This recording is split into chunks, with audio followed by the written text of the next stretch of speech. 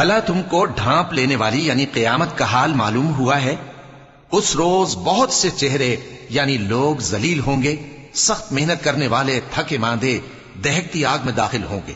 ان کو ایک کھولتے ہوئے چشمے کا پانی پلایا جائے گا، ایک سخت خاردار جھاڑی کے سوا ان کے لیے کوئی کھانا نہیں ہوگا جو نہ مفید غذا بنے اور نہ بھوک میں کچھ کام آئے. بہت سے چہرے یعنی لوگ اس روز شادماں بھی ہوں گے، اپنی محنت کے بدلے پر خوش.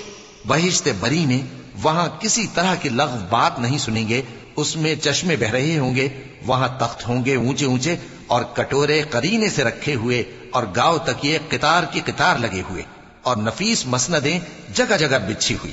تو کیا یہ لوگ اونٹوں کی طرف نہیں دیکھتے کہ کیسے عجیب پیدا کیے گئے ہیں، اور آسمان کی طرف کہ کیسا بلند کیا گیا ہے، اور پہاڑوں کی طرف کہ کس طرح کھڑے کیے گئے ہیں، اور زمین کی طرف کہ کس طرح بچھائی گئی؟ پس اے نبی صلی اللہ علیہ وآلہ وسلم، تم تو نصیحت کرتے رہو کہ تم نصیحت کرنے والے ہی ہو، تم ان پر داروغہ نہیں ہو. ہاں، جس نے منہ پھیرا اور نہ مانا تو اللہ اس کو بہت بڑا عذاب دے گا. بے شک ان کو ہمارے ہی پاس لوٹ کر آنا ہے، پھر ہمارے ہی ذمے ان سے حساب لینا ہے.